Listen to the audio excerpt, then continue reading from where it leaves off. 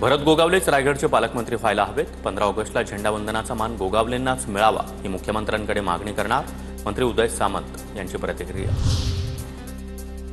विधिमंडळ परिसरातील मारहाण प्रकरणामध्ये विशेषाधिकार समिती ॲक्शन मोडवर। गोपीचंद पडळकर आणि जितेंद्र आव्हाड यांच्याकडे विधिमंडळ विशेषाधिकार समितीनं खुलासा मागितला। 15 दिवसात पडळकर आणि आव्हाडांना खुलासा देणं गरजेचं।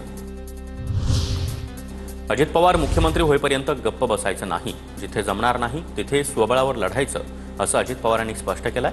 हसन मुश्रीफ यांचं वक्तव्य। दत्तात्रय भरणे आज कृषी मंत्री पदाचा पदभार स्वीकारणार। मी चुकणारा नव्हे तर खूप समंजस माणूस। कृषी अधिकाऱ्यांच्या तक्रारी आल्या तर योग्य ती कारवाई करेन, भरणे यांचं आश्वासन। उपमुख्यमंत्री एकनाथ शिंदेंनी मल्टिप्लेक्स मालक चित्रपट निर्मात्यांची बैठक बोलावली। मराठी चित्रपटांना स्क्रीन उपलब्ध करून देण्यासाठी बैठक। सकाळी 10:30 वाजता सह्याद्री अतिथीगृहावर बैठकीचं आयोजन। मनोज जरांगे पाटील आज धाराशिव दौऱ्यावर। 29 ऑगस्टला मुंबई होणाऱ्या आंदोलनाच्या पार्श्वभूमीवर धाराशिवमध्ये बैठक। जरांगे पाटलांचा धाराशिवमध्येच मुक्काम असणार। चंद्रपूरमध्ये भाजप कार्यकारिणीची घोषणा होताच शहर उपाध्यक्षांचा राजीनामा।